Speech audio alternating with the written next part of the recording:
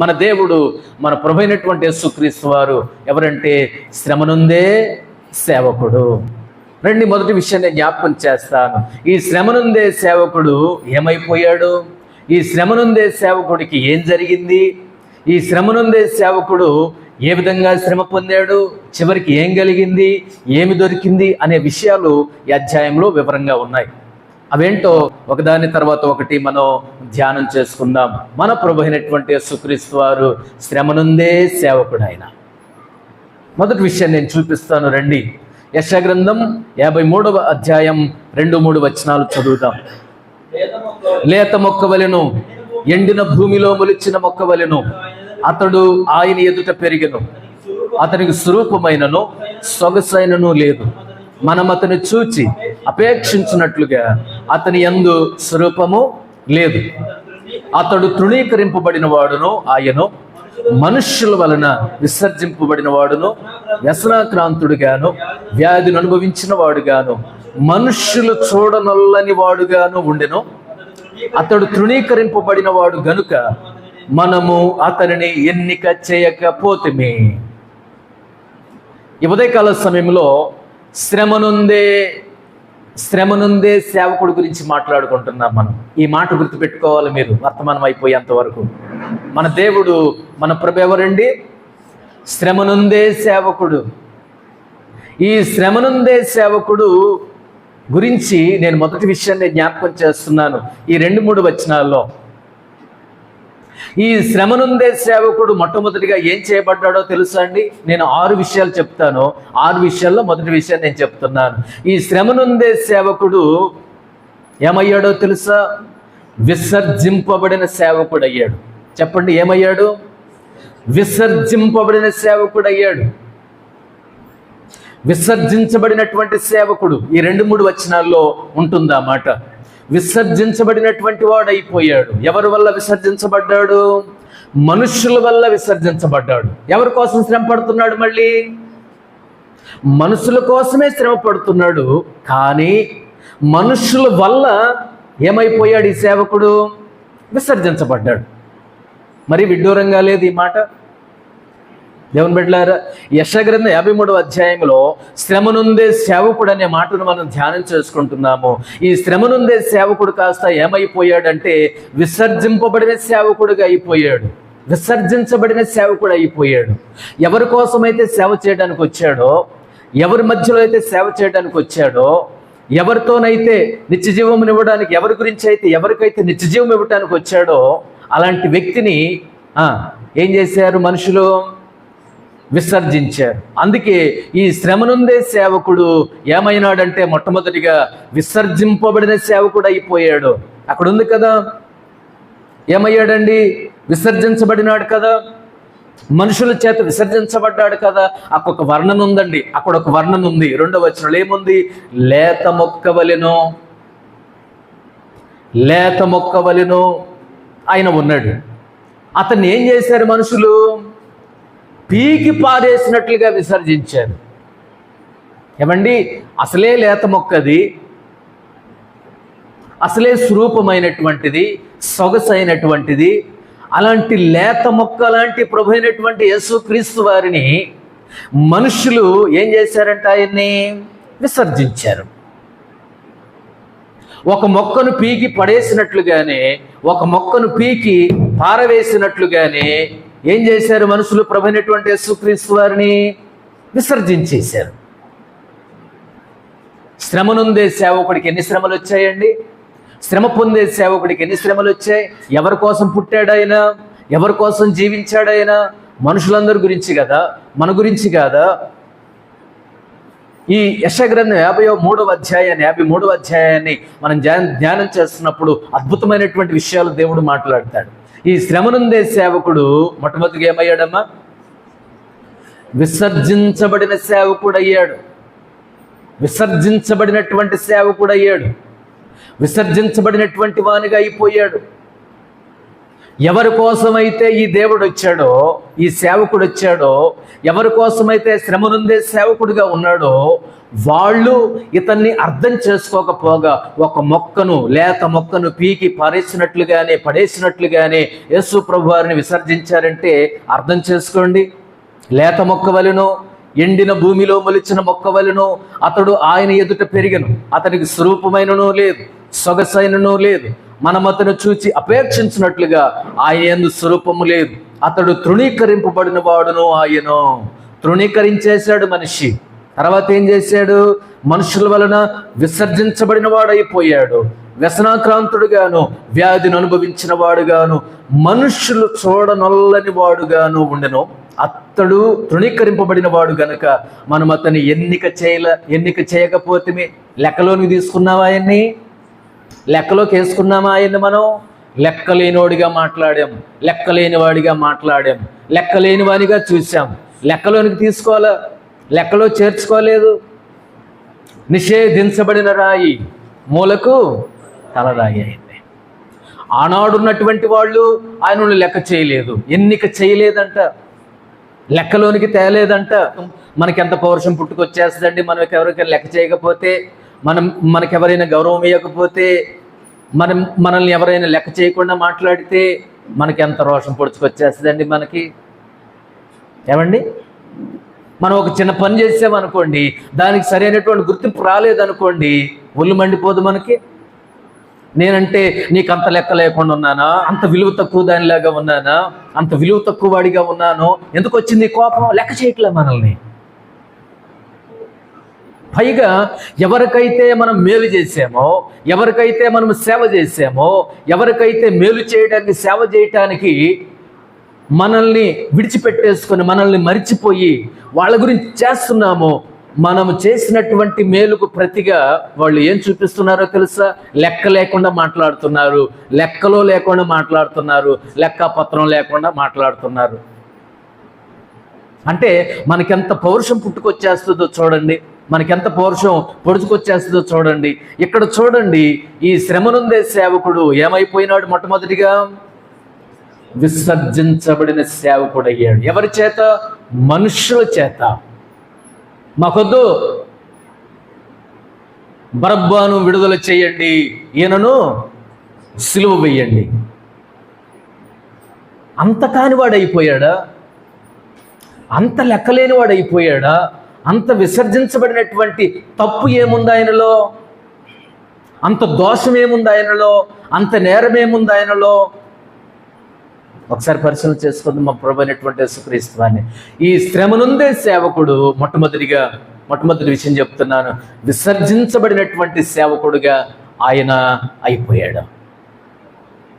మనం ఎన్నిక చేయలేదంటే ఆ మాట చదువుతుంటే ఎంత బాధ అనిపిస్తుందండి. మనము అతనిని ఎన్నిక చేయకపోతేమే. ఈ రోజున లెక్క లేకుండా ఉండేవాడు కొంతమంది ఉండారంటే, దేవుడు అన్నా, దేవుని మందిరం అన్నా, దేవుని సన్నిధి అన్నా లెక్క లేకుండా బతికేవాళ్ళు కొంతమంది ఉంటారు. లెక్క లేదు వాళ్ళకి. కానీ దేవుడు మనలను తన లెక్కలో ఉంచుకున్నాడు, తన లెక్కలో చేర్చుకున్నాడు, తన సన్నిధిలోనికి చేర్చుకున్నాడు, తన జీవాన్ని ఇచ్చాడు, తన రక్షణ ఇచ్చాడు, తన విమోచన ఇచ్చాడు. మనల్ని ఎప్పుడు లెక్కలేని వాళ్ళనుగా దేవుడు మనలను చూడలేదు, చేయలేదు. అసలు లెక్క లేకుండా మాట్లాడే వాళ్ళు ఎవరంటే మనిషి.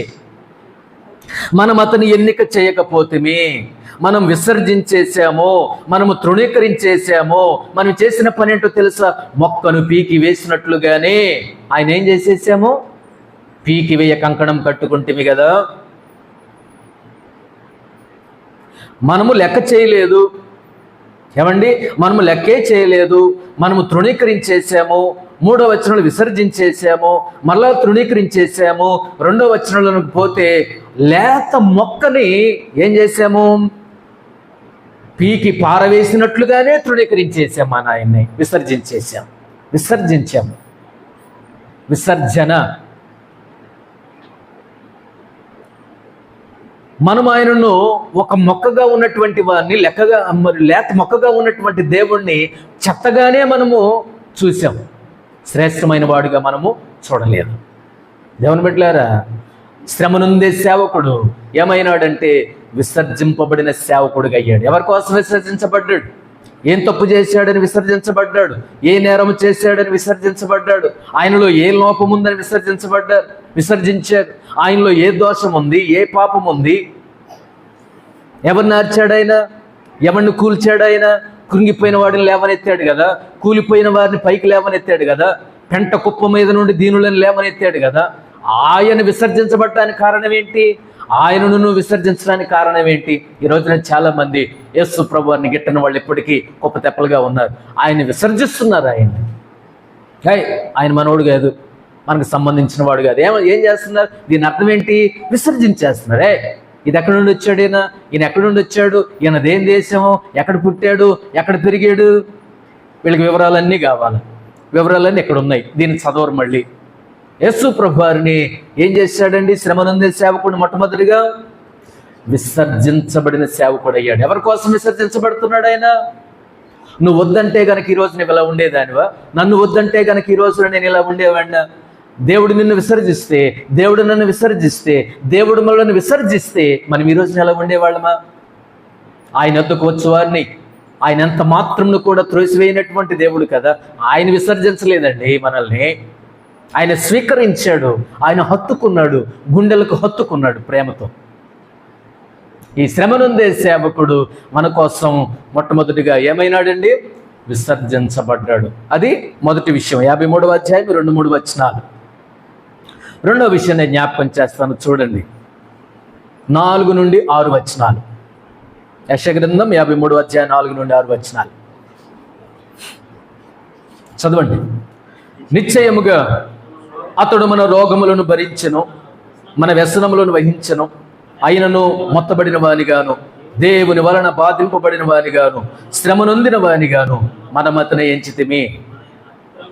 మన అతిక్రమ క్రియలను బట్టి అతడు గాయపరచబడిను, మన దోషములను బట్టి నలగొట్టబడిను, మన సమాధానార్థమైన శిక్ష అతని మీద పడిను, అతడు పొందిన దెబ్బల చేత మనకు స్వస్థత కలుగుతున్నది. మనమందరము గొర్రెల వలె త్రోవ తప్పిపోతుమి, మనలో ప్రతి వాడును తనకిష్టమైన త్రోవకు తొలగెను, యెహోవా మన అందరి దోషమును అతని మీద మోపెను. రెండో విషయం చెప్తున్నా. ఏ సబ్జెక్ట్ గురించి మాట్లాడుతున్నాం మనం? ఏ సేవకుడు? శ్రమనుందే సేవకుడు. మొట్టమొదటిగా ఏమైనాడు? విసర్జింపబడిన సేవకుడయ్యాడు. ఎలా విసర్జించామని తెలుసుకున్నాం అక్కడ.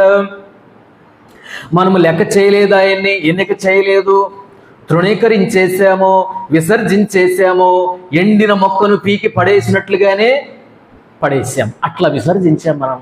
అయినా దేవుడు మనలను స్వీకరించాడు కానీ విసర్జించలేదు. శ్రమనుందే సేవకుడు. శ్రమ పడుతున్నటువంటి శ్రమల గురించి నేను మాట్లాడుతున్నాను. రెండో విషయానికి వచ్చేస్తాం ఇప్పుడు. ఈ 4-6 వచనాల్లో ఉన్నటువంటి సందర్భం ఏంటంటే, ఈ శ్రమనుందే సేవకుడు ఏమైనాడంటే తిరస్కరింపబడిన సేవకుడు అయ్యాడు. ఏమయ్యాడు? తిరస్కరించబడిన సేవకుడు. తిరస్కరింపబడినటువంటి సేవకుడు. ఆయన స్వజనులే ఆయనను నిందించారు, ఆయన స్వజనులే ఆయనను తృణీకరించారు, ఆయన స్వజనులే ఆయనను తిరస్కరించారు. వాళ్లే కాదు, ఈరోజు నువ్వు నేను కూడా, సమాజం కూడా చాలాసార్లు చాలా సందర్భాల్లో ఇప్పటికీ ఈ శ్రమనుందే సేవకుడిని ఏం చేస్తున్నారమ్మా? తిరస్కరిస్తున్నారు. తిరస్కరింపబడిన సేవకుడు అయిపోయినాడు ఈయన.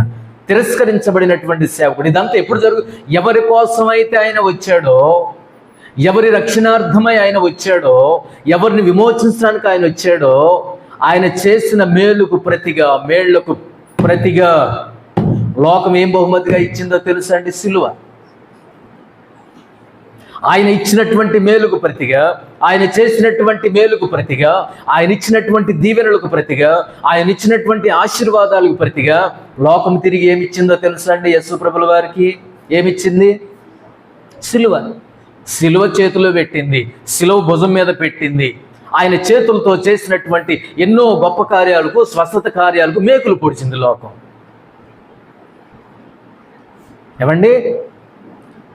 పడిపోయిన ప్రతి వ్యక్తి దగ్గరకు నడిచి వెళ్ళినటువంటి పాదాలకు లోకం ఏమిచ్చింది? ఎంత పొడుగు మేకులను దించింది. ఏమండి? మనకు తెలివినిచ్చి, జ్ఞానం ఇచ్చి, మంచి మనసు ఇచ్చి, తెలివితేటలు ఇస్తే ఉద్యోగం చేసుకుంటాం, చక్కగా బ్రతుకుతున్నాం, వ్యవసాయం చేసుకుంటున్నాము, తెలివి కలిగి బ్రతుకుతున్నాం, అబ్బా బల తెలివిగల మహామహులని శాలువాలు కప్పించుకొని చప్పట్లు కొట్టుకుంటున్నాము. దేన్ని బట్టి? ఈ జ్ఞానం ఎవరు ఇచ్చారు? అమ్మని ఇది మామూలు బుర్ర కాదు అంటున్నారు, మెచ్చుకున్నారు, శాలువాలు కప్పుతున్నారు, చప్పట్లు కొడుతున్నారు. మహా తెలివి గల్లవాడు, జ్ఞానవంతుడు, ఎట్లాంటి జ్ఞానవంతుడు మా ఊళ్ళో ఉంటే బాగుండు, మా ఇంట్లో ఉంటే బాగుండు అనుకుంటున్నారు. ఈ బుర్రకి తెలివినిచ్చింది ఎవరు? ఈ తలకు తెలివినిచ్చింది ఎవరు? జ్ఞానం ఇచ్చింది ఎవరు? దేవుడు కాదా? అలాంటి జ్ఞానం ఇచ్చిన, ఈ బుర్రకు జ్ఞానం ఇచ్చినటువంటి దేవునికి, తెలివితేటలు ఇచ్చిన దేవునికి ఆ తలకి ఏం పెట్టారు వాళ్ళు? ఏం బహుమతి ఇచ్చారమ్మా? ముళ్ళ కిరీటం బహుమతి ఇచ్చారు. ఈ చేతులతో చేసిన మేళ్ళకేమో మేకులు దిగ్గొట్టారు, కాళ్ళతో చేసిన మేలుకేమో మేకులు దించి పడేశారు. మన బుర్రకిచ్చినటువంటి, మన తలకిచ్చినటువంటి జ్ఞానము తెలివితేటలకు బదులుగానేమో యేసు ప్రభు వారికి ఏం దించాడు? ముళ్ళు దించాడు.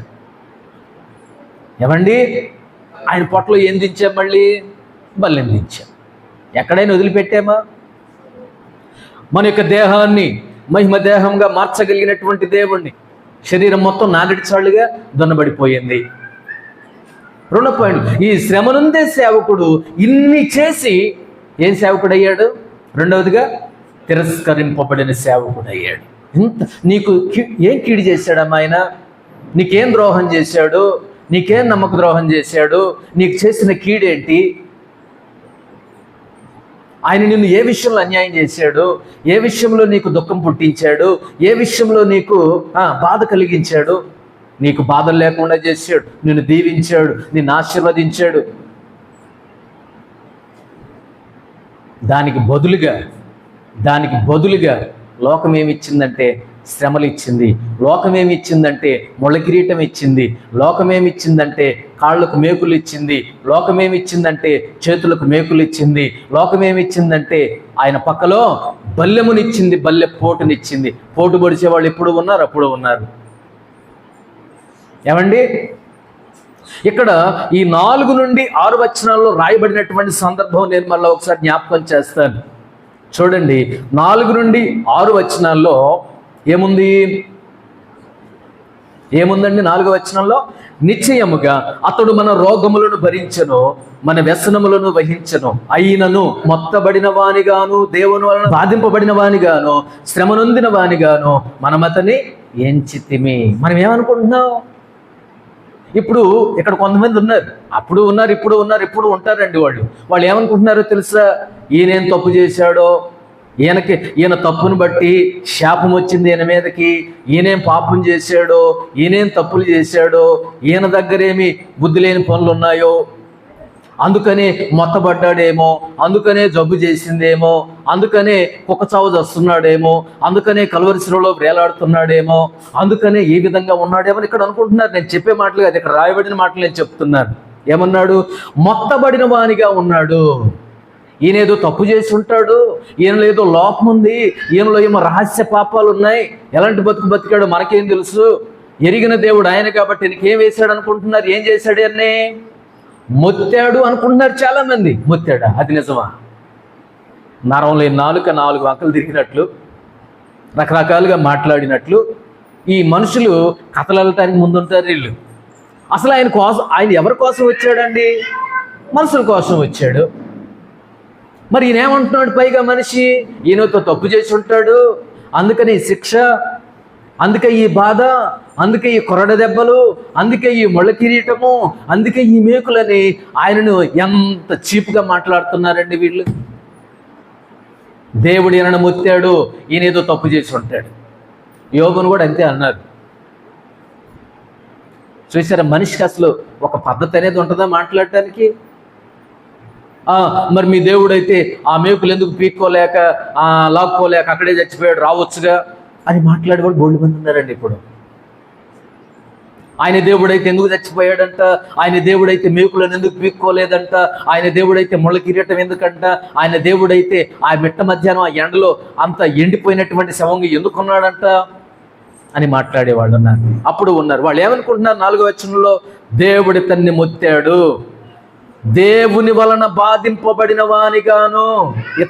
ఇతన్ని ఎవరు బాధిస్తున్నారు?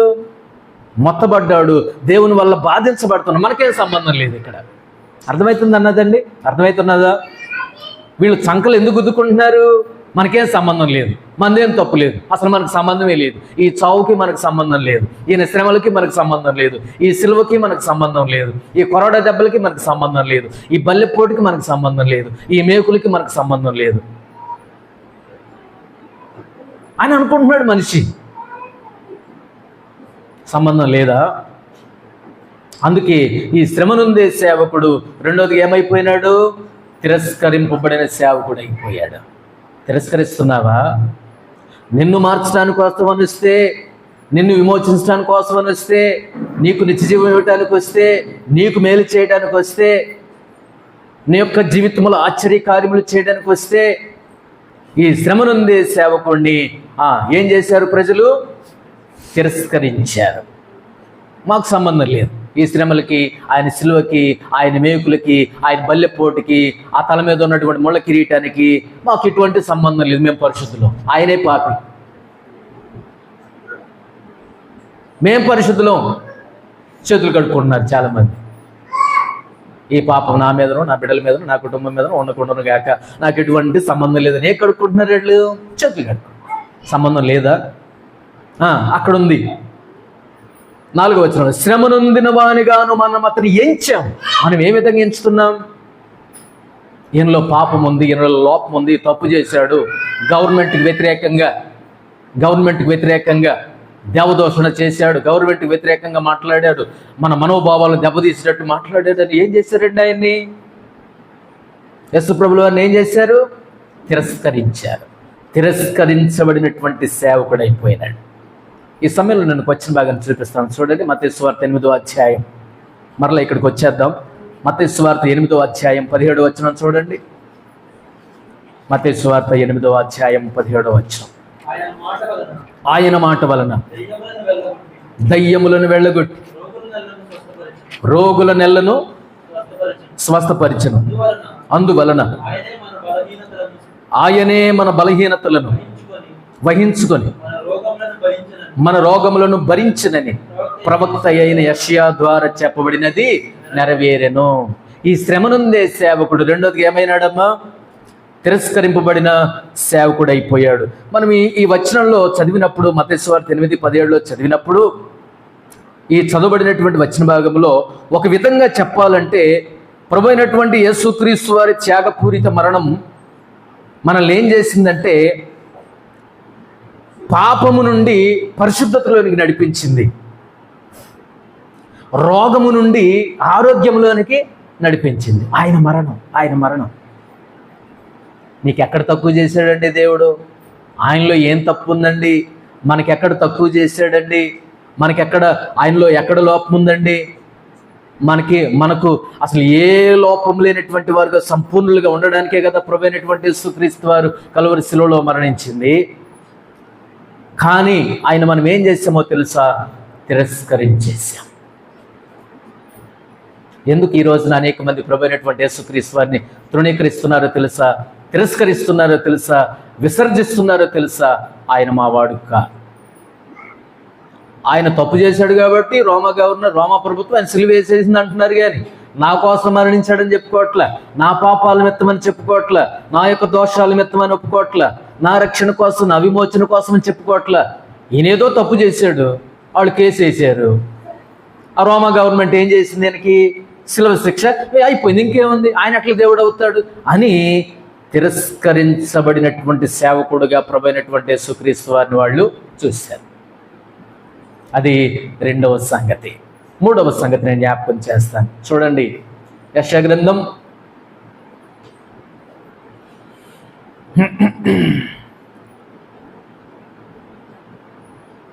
7వ వచనం, 53వ అధ్యాయం 7వ వచనం చదవండి. అమ్మా, ఎవరికి చదువు రాదా? చదవండి. అతడు దౌర్జన్యమునందును బాధింపబడినను అతడు నోరు తెరవలేదు. వదకు తేబడి గొర్రె పిల్లయు బొచ్చు కత్తిరించువాని ఎదుట గొర్రెయు మౌనంగా ఉండినట్లు అతడు నోరు తెరవలేదు. చాలండి. అప్పుడప్పుడు వాక్యం చదివితే మీరు కూడా నోరు తెరవాలి. నోరు తెరిస్తే నిద్రమత్తు వీడితే బయట చాలా నీళ్ళు ఉన్నాయి, వెళ్ళి కడుక్కోండి, ఎండలో నిలబడిన 2 నిమిషాలు. ఇది ఎంతో ప్రశస్తమైన సమయం. దేవుని సన్నిధిలో ఉన్నాం, ఒళ్ళు భయం ఉండాలి కదా. కాబట్టి దేవుని సన్నిధిలో ఉన్నాం కాబట్టి రిఫరెన్స్ చెప్తే తప్పిమని గట్టి చదవాలి. ప్రతి ఒక్కళ్ళు స్పందించాలి, ప్రతి ఒక్కళ్ళు బైబిల్ చదవాలనేది మన ధ్యేయం కదా, మన అలవాటు కదా.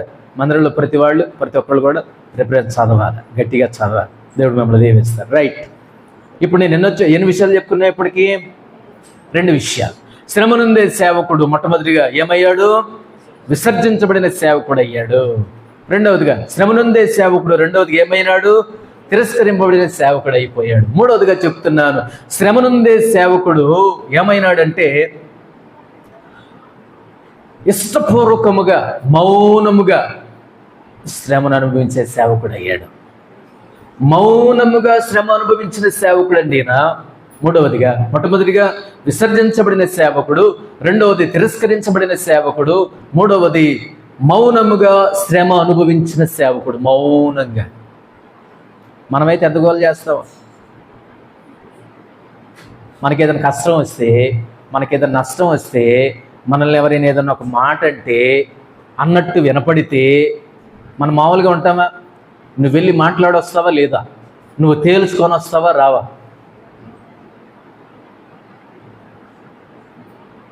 నన్ను ఇన్ని మాటలంటే నువ్వు పట్టించుకోవా?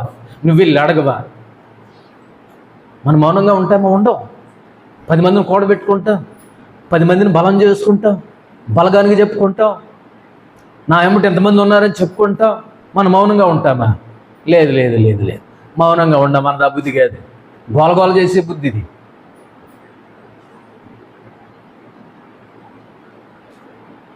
ఇక్కడ ఈ శ్రమ నుండే సేవకుడు ఏమయ్యాడంటే మౌనముగా శ్రమ అనుభవించిన సేవకుడు అయ్యాడు ఈయన.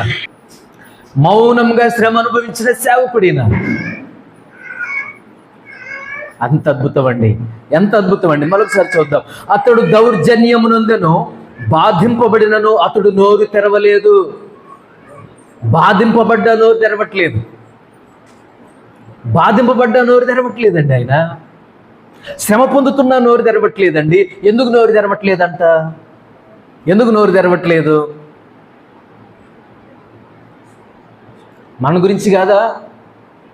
మన నిమిత్తము కాదా? ఆ నపుంసకునికి ఫిలిప్పు గారు సువార్తను చెప్తూ అపోస్తుల కార్యం 8వ అధ్యాయంలో గొర్రె బొచ్చు కత్తిరించువా అని ఎదుట ఏ విధంగా అయితే మౌనంగా ఉంటుందని సువార్త చెప్పాడు నపుంసకునికి.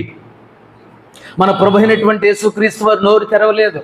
మన ప్రభు అయినటువంటి యేసుక్రీస్తు వారు మాట్లాడగలిగి ఉండి కూడా ఆయన మాట్లాడితే ఎవరు కూడా సమాధానం చెప్పలేనటువంటి స్థితిలో ఉన్నారు. అక్కడ ఆయన ప్రశ్నిస్తే ఎవరి దగ్గర సమాధానం ఉండదు. ఆయన నోరు తెరిస్తే ఎవ్వరు కూడా దానికి సమాధానం అనేది చెప్పలేరండి వాళ్ళు. ఆయన మౌనంగా శ్రమ అనుభవిస్తున్నటువంటి సేవకుడిగా ఆయన ఉన్నాడు. మౌనంగా. ఏమండి, కొడుతున్నారు, వీపు నాగడిచాళ్ళుగా దున్నుతున్నారు, ముళ్ళ కిరీటం పెట్టి అదుముతున్నారు, మేకులను దిగిందో దిగలేదని కొడుతున్నారు, కాళ్లకు ఒక కాలు మీద ఒక కాలు పెట్టి దిగేస్తున్నారు మేకులు. అయినా నోరు తెరవలేదా ఏ ప్రేమ, బదులు పలుకలేదా ఏ ప్రేమ. ఆ ప్రేమ నోరు తెరవల, బదులు పలకల. ఎవరి కోసం అండి ఇదంతా? అదే గనక దేవుడి విషయంలో, దేవునికి సేవలో నువ్వు ఒక్క మాట నిన్ను ఎవరైనా అన్నట్లుంటే మందిరం అన్నా మానేస్తావు, బైబిల్ అన్నా వదిలేస్తావు, దేవుడిని విడిచిపెట్టాను కూడా వెనకాడవు. ఒక మాట అన్నట్టు తెలిస్తే. అవునా కాదా? దేవుడిని విడిచిపెడతావు, మందిరాన్ని విడిచిపెడతావు, బైబిల్ కూడా పక్కన పడేస్తావు, కలిసిపోతాం, అందరితో పాటు కలిసిపోతాం. మన ప్రభు అయినటువంటి యేసుక్రీస్తు వారు బాధింపబడుతూ కూడా, దౌర్జన్యం నందుతూ కూడా ఎలా ఉన్నాడు ఆయన? నోరు తెరవలేదు. వదకు తేబడి గొర్రె పిల్లయు బొచ్చు కత్తిరించువా అని ఎదుట గొర్రెయు మౌనంగా ఉండినట్లు అతడు నోరు తెరవలేదు. అద్భుతం కదా, అద్భుతం అండి. నోరు తెరవలేదండి. ఈ రోజున ఒక ఇంట్లో ఏ భార్య నోరు తెరవకుండా ఉంటుందండి? లేకపోతే ఏ భర్త నోరు తెరవకుండా ఉంటాడు? ఏ పిల్లలు నోరు తెరవకుండా ఉంటారు? ఏ తల్లిదండ్రులు నోరు తెరవకుండా ఉంటారు? ఆ రోజులు పోయాయి అంటాడు మనిషి. ఏం పోయాయి? మౌనంగా ఉండే రోజులు పోయాయి. నోరు మూసుకొని ఉండే రోజులు పోయాయి. ఎంత ఇస్తే అంత, ఏది పడితే అది అంటమే, తగ్గకూడదు. ఏం చేయకూడదు? తగ్గకూడదు.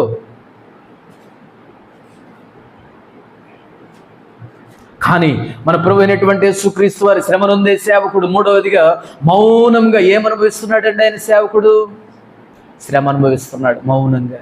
కొట్టువారికి వీపు అప్పగించాడు, కొట్టువారికి చెంపలను అప్పగించాడు, ముళ్ళ కిరీటం పెట్టువారికి తల అప్పగించాడు, తన వస్త్రాలను సైనికులకు అప్పగించాడు.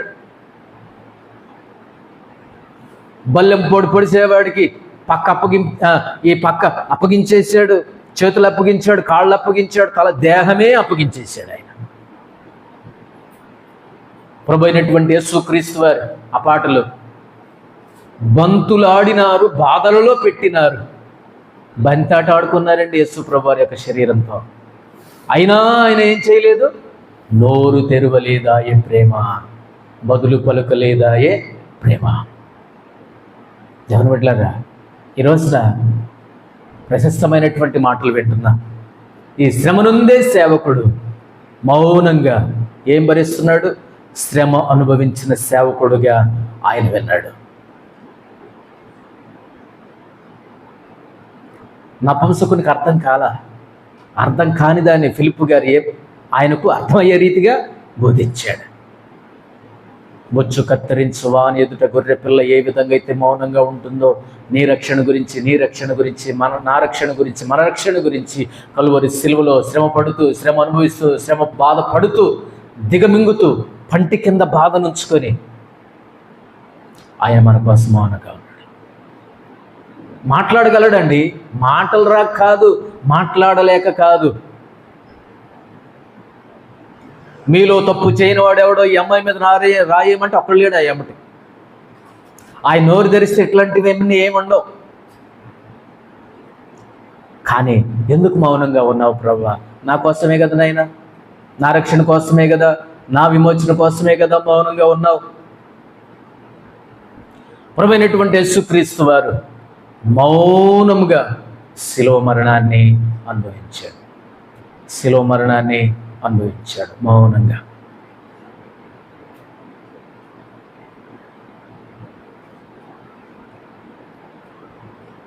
వాళ్ళందరినీ చిన్నాభిన్నం చేయలేడు అంటారా యేసుక్రీస్తు వారు? అన్నా కైపాలను చిన్నాభిన్నం చేయలేడా? యోధాను చిన్నాభిన్నం చేయలేడా? అక్కడున్నటువంటి అధికారులను చిన్నాభిన్నం చేయలేడా?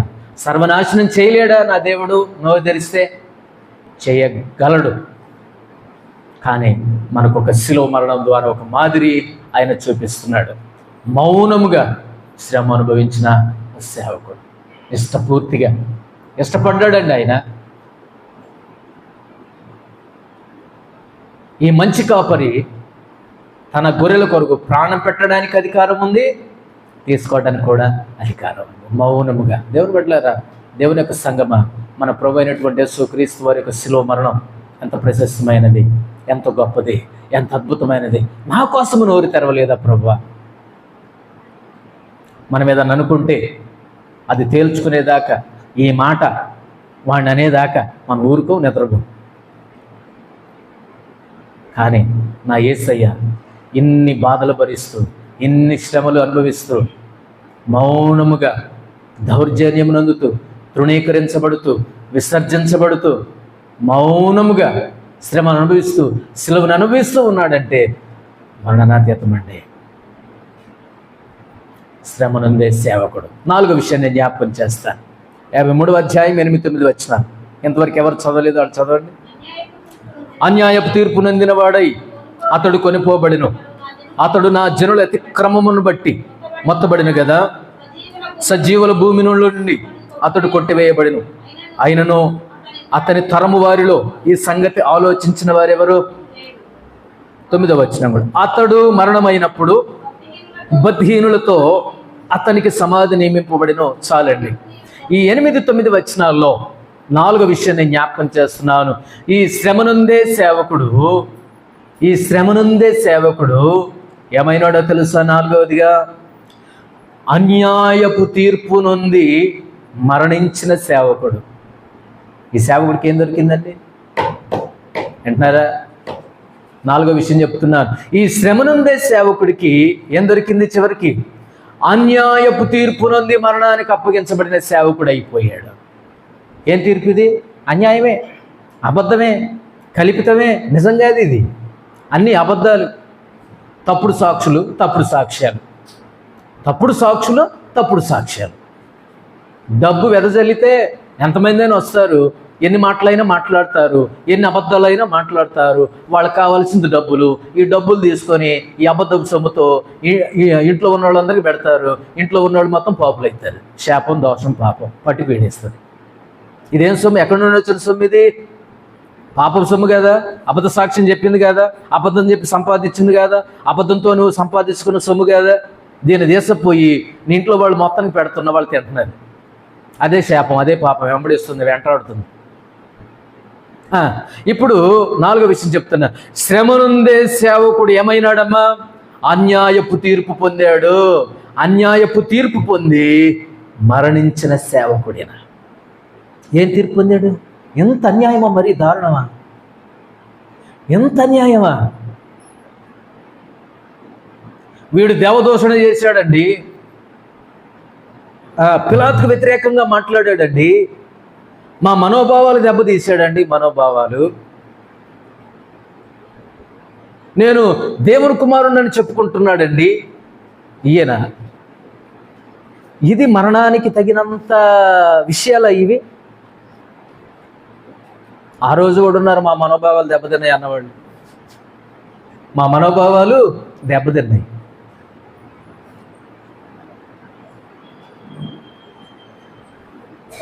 అన్యాయపు తీర్పు అండి. న్యాయం ఎక్కడుందండి? న్యాయం ఎక్కడుందండి? అంత అన్యాయమే కదా, అంత దోషమే కదా, అంత మోసమే కదా, అంత పాపమే కదా. ఈ శ్రమనుందే సేవకుడు, ఈ శ్రమనుందే సేవకుని యొక్క శ్రమ మరణానికి దారి తీసింది. అన్యాయపు తీర్పు నొందాడు. అన్యాయపు తీర్పు అంతే. ఆయన అన్నీ తెలుసు, ఆయనకు అన్నీ తెలుసు, ఆయన అన్నీ ఎరుగును. అన్యాయ యేసు ప్రభుల వారికి ఆ రోజు ఏం తీర్పు దక్కింది? న్యాయమైన తీర్పు దక్కిందా?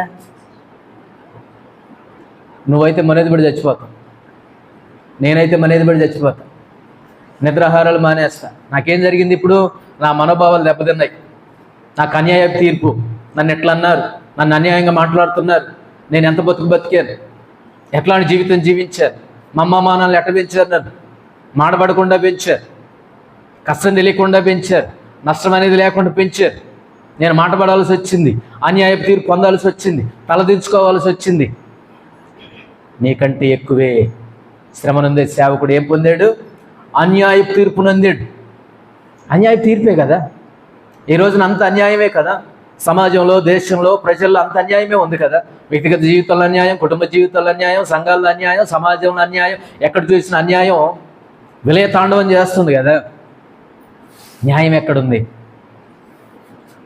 తప్పు చేసిన వాళ్ళు దర్జాగా తిరుగుతున్నారు బయట, తప్పు లేని వాళ్ళు జైలు వేసేసారు. అయ్యా నా కూతురునట్టు చేశారని కేసు పెడితే 20 సంవత్సరాలు అయిన 30 సంవత్సరాలు న్యాయం దొరకట్లా. ఆ తప్పు చేసినోడు బయట బెయిల్ మీద తిరుగుతున్నాడు దర్జాగా, సుఖభోగాలు అనుభవిస్తున్నాడు దర్జాగా. న్యాయం ఉందా? న్యాయం ఉందండి? న్యాయం ఉందా? నా యేసు ప్రభు వారు దేవుడయ్యుండి కూడా దేవుణ్ణే అన్యాయపు తీర్పు గురి చేశాడు. న్యాయకర్త అయినటువంటి, న్యాయాధిపతి అయినటువంటి దేవుడికి ఏం దొరకలేదు ఆ రోజు? న్యాయమైన తీర్పు. మరి నువ్వెంత, నేనెంత? నువ్వెంత అండి, నేనెంత అండి?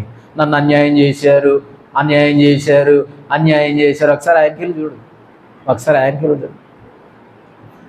ఒరేయ్ నువ్వు మనిషివిరా, నేనెవరిని? దేవుణ్ణి. అయినా కన్నా నాకేం తీర్పు దొరికింది? అన్యాయ తీర్పు దొరికింది.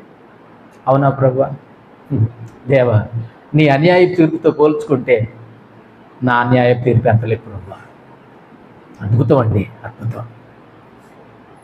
అన్యాయపు తీర్పు పొందాడు. న్యాయం ఎక్కడుంది? న్యాయం ఎక్కడుంది? న్యాయం ఎక్కడ కనిపిస్తుంది? కనుచూపు మేరలో న్యాయం లేదు, ధర్మము లేదు. పాపం విచ్చలవిడిగా, శాపం విచ్చలవిడిగా రాజ్యమేలుతున్నటువంటి సమయం. ఆ రోజైనా ఈ రోజైనా ఏ రోజైనా మనం అప్పుడప్పుడు అనుకుంటాం, నీతిమంతులేమో శ్రమ అనుభవిస్తుంటే ఈ దొంగ ఎంత దర్జాగా బలాదూరు తిరుగుతూ విర్రవీగుతూ టీవీ ఛానల్లో మాట్లాడతాడు, దేశం మొత్తం ప్రపంచం మొత్తం చూస్తున్న గుండి ఇప్పుకొని మాట్లాడతాడు. ఈ దొంగ, తాగుబోతు, దుర్మార్గుడు, ద్రోహి, నమ్మక ద్రోహి, చంపికుండా నేనే చంపానంటాడు. అరే మీకు ఎక్కడ భయం లేదు? దైవ భయం ఉందా? న్యాయం ఏదైనా కనిపిస్తుందా? న్యాయం కనిపించలేదు. నాలుగవదిగా శ్రమనుందే సేవకుడు ఏం పొందాడమ్మా? అన్యాయపు తీర్పు పొంది మరణించిన సేవకుడు. చూడండి అక్కడ 7వ వచనంలో 8 కదా, 8, 9 వచనాలు చదువుకున్నా. అన్యాయపు తీర్పు పొందిన వాడై అతడు కొనిపోబడిను, అతడు నా జనుల అతిక్రమమును బట్టి మొత్తబడిను కదా. సజీవుల భూమిలో నుండి అతడు కొట్టివేయబడిను, అయినను అతని తరము వారిలో ఈ సంగతి ఆలోచించిన వారెవరు? సజీవుల భూమిలో నుండి అతడు కొట్టివేయబడ్డాడు, నెట్టివేయబడ్డాడు. అన్యాయపు తీర్పు. ఈ రోజున ఈ ప్రత్యేకమైనటువంటి వర్తమానంలో ఈ శ్రమనుందే సేవకుడు ఏమైనాడమ్మా? అన్యాయపు తీర్పు పొందాడమ్మా. అయితే ఆయన దగ్గర అన్యాయం లేదు, మళ్ళీ ఆయన మాటలో అన్యాయం లేదు, ఆయన బ్రతుకులో అన్యాయం లేదు, ఆయన ప్రవర్తనలో అన్యాయం లేదు. మనుష్యుడు తీర్పులో అన్యాయం ఉంది. అన్యాయపు తీర్పు నందిన వాడై అతడు కొనుక్కోబడను. న్యాయం ఎక్కడుంది? న్యాయాన్ని డబ్బులతో కొనుక్కుంటున్నారు, డబ్బుతో కొనుక్కుంటున్నారు, పలుకుబడితో కొనుక్కుంటున్నారు, పేరు ప్రఖ్యాతులతో కొనుక్కుంటున్నారు. దేవుని దగ్గర అట్లాంటివేమి చెల్లవు. ఎక్కడ తప్పించుకుంటావేమో, ఎక్కడ తప్పుకొని తిరుగుతావేమో. ఒకానొక రోజు వస్తుంది, ప్రతి వాడు క్రీస్తు న్యాయపీఠం ఎదుట నిలబడాలి. అవి మంచివైనను సరే, చెడువైనను సరే, చెడ్డవైన ప్రతి వాని క్రియలకు అక్కడ తీర్పు ఉంటుంది. ప్రతి వాడు క్రీస్తు న్యాయపీఠం ఎదుట నిలబడవాలి. శ్రమనుందే సేవకుడు 4వదిగా ఏం పొందాడమ్మా? అన్యాయపు తీర్పు నుండి మరణించిన సేవకుడయ్యాడు. ఆయన యొక్క ఈ శ్రమనుందే సేవకుడి మరణం ఎలాంటిదమ్మా? 8వ వచనంలో ఎలాంటిది అది? అన్యాయమైనటువంటి తీర్పు వల్ల, అన్యాయమైనటువంటి మాటల వల్ల ఏమైపోయాడు? ఆయన మరణించాడు. ఈ శ్రమనుందే సేవకుడికి, ఈ సేవకుడు మరణానికి కారణం ఏంటంటే అన్యాయపు తీర్పు. 9వ వచనంలో ఈయన సమాధి ఎక్కడుందంట? భక్తిహీనులతో సమాధి చేయబడింది. అన్యాయపు తీర్పు ఇచ్చేసావు. చూసారా? ఈయనకు తెలుసు, ఈయనలో ఏ పాపము లేదని ఎవరికి తెలుసు? ఈయన గారికి తెలుసు. ఇక్కడ నాకు అద్భుతమైన విషయం చెప్పనా? ఈ రోజులో జరుగుతుందని చెప్పమంటారా? ఆ రోజు ఈయనలో తప్పు లేదని, ఈయనలో పాపము లేదని, ఈయనలో దోషము లేదని వాళ్ళ ఆవిడ చెప్పింది. ఈయనకు కూడా కనిపించింది. ఆ నీతిమంతుని జోలికి పోవద్దు, ఆ నీతిమంతుడు పాపం లేనివాడు, దోషం లేనివాడు. ఈయన అధికారికి అర్థమైంది. కానీ ఈయనని ప్రభావితం చేసేవాళ్ళు కొంతమంది ఉన్నారు బయట. ఒక మోక మనోభావాలు దెబ్బతిన్న వాళ్ళు ఉంటారు కొంతమంది. వాళ్ళు ఏం చేస్తున్నారు? అరుస్తున్నారు. ఏమని అరుస్తున్నారు? బరబ్బాను విడుదల చేయండి, ఈ యేసుని సిలువ వేయండి. ఈయన ఏం తప్పు చేశాడురా? చాలా ఉన్నాయి. పిలాతుకు వ్యతిరేకంగా మాట్లాడాడు, గవర్నర్కి వ్యతిరేకంగా మాట్లాడాడు, అధికారులకు వ్యతిరేకంగా మాట్లాడాడు, మా మనోభావాలు దెబ్బతినేటట్టు మాట్లాడాడు, నేను దైవ కుమారుడు అని చెప్పుకుంటున్నాడు అని వీళ్ళందరూ వారి కేకలే గెలిచెను. ఎవరి కేకలు గెలిచాయి? వారి కేకలే గెలిచెను. ఈయన ఓడిపోయినట్లుగానే ఉన్నాడు. వారి కేకలే గెలిచారు అంటే వారి కేకలు అధికారిని ఏం చేశాయి? ప్రభావితం చేసేసాయి. ఈ అధికారికి తెలిసిలో తప్పు లేదని కూడా. కానీ మరి ప్రజలను పోగొట్టుకోవటం ఎందుకో, ఈ ఓటు బ్యాంకును పోగొట్టుకోవటం ఎందుకు అనుకున్నాడు ఏంటో మహానుభావుడు. ఈ ఓటు బ్యాంకుని పోగొట్టుకోవటం దేనికి? ఈ ప్రజలను పోగొట్టుకోవటం దేనికి? వాడు యేసుపోతే ఒక్కడు, ఈ ఒక్కడు కోసం 8,000 మంది నేను పోగొట్టుకోను. నేను చెప్తున్నాను, నేను అనుకుంటున్నాను అట్లా. పోతే ఒక ఓటు పోద్ది. ఈయన గనక చావుకు అప్పగిస్తే వీళ్ళందరూ నా పక్షాన ఉంటారు. ఈరోజు ఇది కాదు, వారి కేకలే గెలిచాయి. కొంతమంది ఉంటారని ఒక మోక, మీరు గనక శిక్ష వేయకపోతే ఇక మీ సంగతి కూడా అంటే వాళ్ళని బట్టి అధికారులు ఏం చేయబడుతున్నారు? ప్రభావితం అవుతున్నారండి. ప్రభావితం. నీకు తెలియదా? తప్పు చేయలేదా? నీకు తెలుసు కదా. ఈయనలో తప్పు లేదరా, మీరు అనవసరంగా మాట్లాడుతున్నారు, మీరు అవతల పని అనలేదే. ఎవరికి నచ్చినట్టు తీర్పు తీర్చాడు? న్యాయాన్ని బట్టి తీర్పు తీర్చాలి అధికారి. ఎవరిని బట్టి తీర్పు తీర్చాడు? మనుషులను బట్టి, వాళ్ళ కేకలను బట్టి, వాళ్ళ అరుపులను బట్టి, వాళ్ళ ఓటు బ్యాంకును బట్టి. ఏం చేశాడు ఆయన? తీర్పు తెచ్చాడు. అన్యాయపు తీర్పు. శ్రమనుందే సేవకుడు మరణం అట్లా జరిగింది. అన్యాయపు తీర్పు. భక్తిహీనునితో సమాధి చేయబడ్డాడు. అరిమతయి యోసేపు సమాధిలో ఉంచబడ్డాడండి. ఏం సంపాదించుకున్నాడండి దేవుడు? ఏం కట్టుకున్నాడండి? ఏం కూడబెట్టుకున్నాడండి? ధనమా, ధాన్యమా, వెండ, బంగారమా? మనుషులను సంపాదించుకున్నాడు. మనుషుల యొక్క మనస్సులను ఆయన సంపాదించుకున్నాడు. ఇది గిట్టని వాళ్ళు అన్యాయపు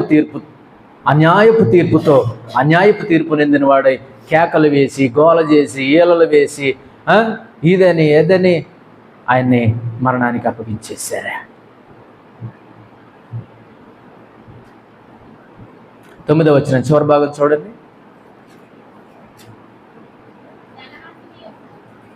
ధనవంతుని యొద్ద అతడు ఉంచబడిను, నిశ్చయముగా అతడు అన్యాయం ఏమీ చేయలేదు. చూడండి, అతను నోట ఏం లేదంటండి. ఈ శ్రమనుందే సేవకుడి మరణములో 3 విషయాలు చూసాం. మొట్టమొదటిది అన్యాయమైన తీర్పు. రెండవది ఆయన సమాధి ఎక్కడ చేయబడ్డాడు? భక్తిహీనుడి దగ్గర సమాధి చేయబడ్డాడు. మూడవదిగా ఆయన నోట ఏమి లేదు. నోట కపటము లేని దేవుడు కపటమైన తీర్పు గురైపోయాడు. ఈ మాట అర్థమైందా? నోట కపటము లేని దేవుడు, నోట కపటము లేని సేవకుడికి కపటమైన తీర్పుకి గురయ్యాడండి. ఆయన నోట ఏ కపటము లేదు. ఆయన ఆశీర్వదించిన వాడే కానీ, దీవించిన వాడే కానీ, ప్రేమించిన వాడే కానీ, ఆయన ఎవరిని ద్వేషించిన వాడు కాదు కదా. కపటము లేదు కదా. కపటం మన బుద్ధి, అది మనిషి బుద్ధి, అది మానవ బుద్ధి అండి. కపటం లోపల ఒకటి ఉంచుకొని బయట ఒకటి మాట్లాడి అది కపటం. కానీ దేవుని దగ్గర అవి లేవు. అట్లాంటి దేవుణ్ణి మరణానికి అప్పగించారు. ఇది 4వది. చూడండి, ఇంకో వచనం నేను చూపిస్తాను. 53వ అధ్యాయం 10-11 వచనాలు.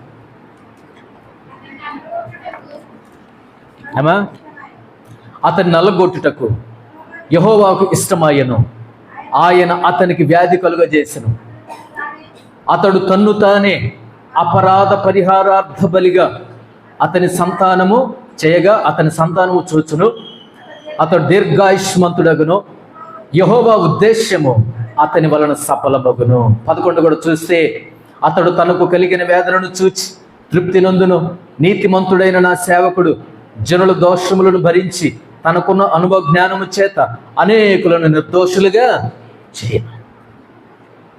ఇది ఎన్నో సంగతి? 5వ సంగతి. ఈ శ్రమనుందే సేవకుడు మొట్టమొదటిగా ఏమయ్యాడు చెప్పాలా? ఏమయ్యాడు? విసర్జించబడిన సేవకుడు అయ్యాడు. రెండవదిగా శ్రమనుందే సేవకుడు ఏమయ్యాడు? తిరస్కరించబడిన సేవకుడు అయ్యాడు. మూడవదిగా శ్రమనుందే సేవకుడు ఏమైనాడు? మౌనముగా శ్రమలను అనుభవించే సేవకుడు అయ్యాడు. 4వదిగా శ్రమనుందే సేవకుడు ఏమయ్యాడు? అన్యాయపు తీర్పు నుండి మరణానికి అప్పగించబడిన సేవకుడు అయ్యాడు. 5వ సంగతి నేను చెప్తున్నాను. ఈ శ్రమపడే సేవకుడు ఏమయ్యాడంటే నలగగొట్టబడిన సేవకుడు అయ్యాడు. ఏం సేవకుడు అయ్యాడండి? శ్రమనుందే సేవకుడు నలుగగొట్టబడిన సేవకుడు అయ్యాడు. ఆయన ఏముంది అక్కడ? 10వ వచనంలో, అతని నలగగొట్టుటకు యెహోవాకు ఇష్టమైంది, తండ్రికి ఇష్టమైందంట. అరే, ఇది కొంచెం వినటానికి ఎంత బాధగా ఉందండి. ఏంటి ప్రభువా, నువ్వు కూడా మనుషులు అర్థం చేసుకోలేదు నాయన, అధికారులు అర్థం చేసుకోలేదు నాయన, అన్నా కైపాలు అర్థం చేసుకోలేదు నాయన, చివరికి నువ్వు కూడా ఏంటి ప్రభు అన్నట్లుగానే ఉంది కదా. అక్కడ అలానే ఉంది కదా. చివరికి తండ్రివి కదా నాయన, నువ్వు కూడా అర్థం చేసుకోలేదా? నువ్వు కూడా వాళ్ళు పక్షంగానే ఉన్నట్లుంది కానీ కుమారుడు పక్షంగా ఉన్నట్లు కనపడట్లా తండ్రి ప్రేమ. ఏముంది అక్కడ 10వ వచనంలో? అతని నల్లగొట్టుటకు, అతని అంటే యేసు ప్రభుల వారిని నల్లగొట్టడానికి యెహోవాకు ఇష్టమైంది. మనకు వినటానికి కష్టంగా ఉంది కదా. చివరికి దేవుడన్నా జ్ఞాపకం చేసుకొని కొద్దిగా ప్రేమించి కొద్దిగా అర్థం చేసుకుంటే బాగుండేది కదా. వారు కేకలు వేశారు, గోలు చేశారు, ఏళ్ళు వేశారు, సంబరాలు చేసుకుంటున్నారు, సాయంత్రం పార్టీ చేసుకుంటారు. వాళ్ళు ఎందుకోసమని ఈయన ఏం చేశారు? సిలువకు అప్పగించారు. రాత్రి రండి పలానా చోట, పలానా తోటలో ఏం చేసుకుందాం, మనం పార్టీ చేసుకుందాం. సరే, అంత బాగానే ఉంది ప్రభు. 5వ పాయింట్లో శ్రమపడే సేవకుడు నలగొట్టబడిన సేవకుడు అయ్యాడు. ఆ నలగొట్టబడడానికి ఎవరికి ఇష్టమైందంట? తండ్రి అయిన దేవునికి ఇష్టమైంది. ఏంటి ప్రభు, మరి నువ్వు కూడా అర్థం చేసుకోకపోతే నన్ను ఎవరు అర్థం చేసుకుంటారు ప్రభు అన్నట్లుగానే ఉంది. కానీ అక్కడ కూడా ప్రేమ ఉంది. నేనేంటో కొన్ని విషయాలు నేను ఇక్కడ జ్ఞాపకం చేస్తాను. ఒక 3 విషయాలు నేను జ్ఞాపకం చేస్తాను. శ్రమపడే సేవకుడు నలగొట్టబడినటువంటి సేవకుడు అయ్యాడు. అలా కుమారుడు నలగొట్టబడటానికి ఎవరికి ఇష్టమైంది? తండ్రికి ఇష్టమైంది. ఎందుకు ఇష్టమైంది? కుమారుణ్ణి నలగొట్టడానికి తండ్రికి ఎందుకు ఇష్టమైంది? ప్రశ్న. ఎందుకంటే 3 విషయాలు నేను చెప్తాను వాక్య పెలుగులో. అక్కడే వాక్య పెలుగులో నేను చెప్తాను. చూడండి 11వ వచనం చూడండి. అతడు తనకు కలిగిన వేదనను చూచి తృప్తి నందును, నీతిమంతుడైన నా సేవకుడు జనుల దోషములను భరించి తనకున్న అనుభవ జ్ఞానం చేత అనేకులను నిర్దోషులుగా చేయను. నేను పాయింట్లోనికి వెళ్ళబోయే ముందు ఇక్కడ ఒక విషయం చెప్తాను. 10వ వచనములో యేసు ప్రభు వారిని నలగొట్టడానికి ఎవరికి ఇష్టమైంది? తండ్రికి ఇష్టమైంది. అది గుర్తుపెట్టుకోండి. ఇప్పుడు 11వ వచనానికి వచ్చేస్తే తను నలగొట్టబడటం తనకే తృప్తినిస్తుందంట. ఎవరికి? యేసు ప్రభు వారికి. అర్థమైందో లేదు ఈ మాట, మళ్ళీ చెప్తాను. కుమారుణ్ణి నలగొట్టడం ఎవరికి ఇష్టమైంది? తండ్రికి ఇష్టమైంది. ఇప్పుడు యేసు ప్రభు వారి దగ్గరికి వస్తాం. 11వ వచనంలో యేసు ప్రభు వారు తనకు కలిగిన వేదనను బట్టి, తనకు కలిగిన బాధను బట్టి, తనకు కలిగినటువంటి శ్రమను బట్టి ఏం పొందుతున్నాడంట?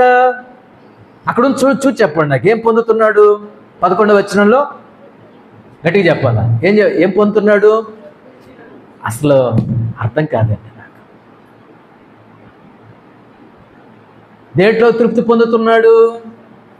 శ్రమల్లో, వేదనలో, కష్టంలో, నష్టంలో, ఇరుకులో, ఇబ్బందులో, ముళ్ళ కిరీటాన్ని బట్టి, మేకులను బట్టి, ఆ బల్లె పోటును బట్టి, శ్రమలను బట్టి ఏం పొందుతున్నాడు? ఆయన తృప్తిని పొందుతున్నాడండి. అబ్బా, అద్భుతం కదా.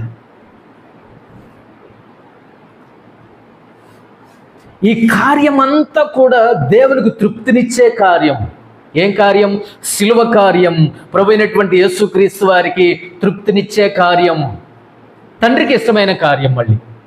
మళ్ళీ చెప్తా, ఈ శిలువ కార్యం అంతా కూడాను తండ్రికి ఇష్టమైన కార్యం, కుమారుడికి కూడా తృప్తినిచ్చే కార్యం. ఏం కార్యం ఇది? శిలువ కార్యం. ఎందుకో నేను 3 విషయాలు నేను ఇక్కడ జ్ఞాపకం చేస్తాను. ఇప్పుడు 11వ వచనంలో చూడండి. ఆ శిలువ మరణం శిలువ మరణం కుమారుడికి తృప్తినిస్తుంది, శిలువ మరణం తండ్రికి ఇష్టాన్ని ఇస్తుంది. ఎందుకు అని అంటే నేను 3 విషయాలు ఇక్కడ నేను జ్ఞాపకం చేస్తాను. 11వ వచనంలో చూడండి. ఈ శిలువ మరణము, ఆయన నల్లగొట్టబడము ఏం కలిగిస్తుందంటే 11వ వచనంలో చివరి మాట ఏంటంటే అనేకులను నిర్దోషులుగా చేస్తుంది. ఈ శిలువ మరణం తండ్రికి ఎందుకు ఇష్టమైందంటే, కుమారుడికి ఎందుకు తృప్తినిస్తుందంటే, దోషులు ఏమైపోతున్నారు ఇక్కడ? అది పాయింట్ అర్థం చేసుకోవాలి. అది దోషులు ఏమైతున్నారు? నిర్దోషులైపోతున్నారు.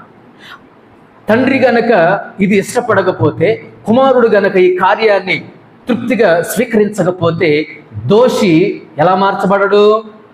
నిర్దోషిగా మార్చబడడు. సిలువలో చూసారు ఎన్ని అద్భుతమైనటువంటి పాఠాలు ఉన్నాయో. అందుకే శ్రమపడే సేవకుడు నలగొట్టబడిన సేవకుడు అయ్యాడు. ఎందుకోసమని? ఈ శిలువ కార్యం దేవునికి ఇష్టమైనది. ఈ శిలువ కార్యం కుమారుడికి తృప్తినిచ్చేది. ఎందుకోసం అంటే దోషులుగా ఉన్నవాళ్ళు, ద్రోహం చేసేటటువంటి వాళ్ళు, దొంగలు, త్రాగుబోతులు, వ్యభిచారులు, పాపములో, శాపములో, చీకట్లో మగ్గిపోతున్నటువంటి వారు, కృంగిపోతున్నటువంటి వారు ఎలా మార్చబడబోతున్నారు? నిర్దోషులుగా వాళ్ళు మార్చబడబోతున్నారు. అందుకే శిలువ కార్యం గంభీరమైనదండి. అందుకే తండ్రికి ఇష్టమైంది. అందుకే కుమారుడికి 11వ వచనంలో తృప్తినిస్తుంది. ఏం కార్యము? శిలువ కార్యం. మనం దోషులము కాదా? మనలో దోషాలు లేవా? నా దోషాలు నా తల కంటే మించిపోయి ఉన్నాయి. నీతిమంతుడు ఒక్కడు కూడా లేడు. ఆ శిలువ కార్యం లేకపోతే మనం దోషులుగానే బతికేవాళ్ళం, దోషులుగానే చచ్చేవాళ్ళం, మనం దోషులుగానే నరకానికి వెళ్ళిపోయేవాళ్ళం. అని శిలువలో మరణించాడు కాబట్టి దోషులు ఎలా మార్చబడుతున్నారు? నిర్దోషులుగా మార్చబడుతున్నారు. రెండో విషయం నేను జ్ఞాపకం చేస్తాను. ఆయన కలువరి శిలువలో మరణించడాన్ని బట్టి కఠినం కనికరముగా మారింది. కఠినమైన మనసులు ఏ విధంగా మారుతున్నాయి? కనికరమైనటువంటి మనసులుగా, కనికరముగా మారుతున్నాయి. దోషి నిర్దోషి అయ్యాడు శిలువ మరణము ద్వారా. శిలువ మరణము ద్వారా దోషులు నిర్దోషులుగా మారుతున్నారు. శిలువ మరణము ద్వారా కఠినాత్ములు కరుణ కలిగిన వాళ్ళుగా, కనికరముగా వాళ్ళు మారుతున్నారు. కనికర సంపన్నుడైన అద్భుతంగా. ఎందుకండి ఈ రోజున చాలామంది క్రైస్తవులు ఎన్ని హింసలు పొందుతున్నా, బాధలు భరిస్తున్నా, బాధలు పెట్టేవాళ్ళున్నా, చుట్టుపక్కల ఉన్న పొడిచేవాళ్ళు ఉన్నా, అనేవాళ్ళు ఉన్నా, అనుమానించేవాళ్ళు ఉన్నా, అవమానించేవాళ్ళు ఉన్నా, ఎందుకు అంత తగ్గించుకొని ఉంటాడంటే నా యేసయ్య నేర్పింది ఇదే, నా దేవుడు నేర్పించింది ఇదే. నేను తిరిగి ఒక దెబ్బ కొట్టలేక కాదు, నేను ఒక మాట అనలేక కాదు, ఏమక్క నన్ను ఎట్లా అన్నామంట అని నీ మీద వచ్చి నన్ను గొడవ పెట్టుకోలేక కాదు, నన్ను అన్నటువంటి వాళ్ళ దగ్గరికి వెళ్ళి ఏమన్నా నన్ను ఎట్లా అన్నామంట నా సంగతి నీకు తెలుసు అనలేక కాదండి. ఒక మాట అనలేక కాదు, చెయ్యి ఎత్తలేక కాదు, ఇంటికి వచ్చి గొడవ పెట్టుకోలేక కాదు. కానీ నా దేవుడు అది నేర్పించలే. కఠినం కాస్త ఏమైంది? కనికరముగా మారింది. సౌలు ఏమయ్యాడు? పౌలుగా మార్చబడ్డాడు. అంత కఠినుడు ఏమయ్యాడు? కరుణ కలిగినటువంటి వాడిగా అనేక దెబ్బలు తిని, కొరడ దెబ్బలు తిని, నానా రకాలైనటువంటి హింస శ్రమలు పొందాడు. యాకోబు కఠినుడు, పచ్చి మోసగాడు, కఠినాత్ముడు, ఎవడైనా మోసం చేస్తాడు. కానీ ఇశ్రాయేలుగా మార్చబడ్డాడు. సౌలు పౌలుగా మార్చబడ్డాడు. ఒనేసిము దొంగ, డబ్బు దొంగిలించేవాడు, ఏం దొంగతనం చేశాడు? దొంగ. ఎలా మార్చబడ్డాడు? పనివాడుగా, తనవాడుగా, దేవుని ప్రియుడిగా మార్చబడ్డాడు. ఇవన్నీ దేని ఫలితాలు? శిలువ మరణ ఫలితాలు. అద్భుతం. శిలువ మరణ ఫలితాలు అద్భుతం, ఆశ్చర్యం. ఈ రోజున ఇక్కడ ఇలా కూర్చొని ఉండగలమా? యేసుప్రభు నమ్మకపోతే మనం? నేను చెప్తే మీరు ఎట్లుంటారా? ఇక్కడ నేను పిలిస్తే మీరు వస్తారా? నా మాట మీరు వింటారా? మా సేవకుడు, మా సంఘం, మా విశ్వాసులు, ఇంత బంధం ఎందుకు ఏర్పడింది? కారణం ఏంటంటే ప్రభు అయినటువంటి యేసుక్రీస్తు వారి యొక్క శిలువ మరణం ద్వారా దోషులు నిర్దోషులుగా మారుతున్నారు. కఠినం కరుణగా మారిపోయింది. మూడోదిగా అక్కడ నేను జ్ఞాపకం చేస్తాను, చూడండి 10వ వచనం చూడండి, 2వ లైన్ చూడండి. 10వ వచనం 2వ లైన్.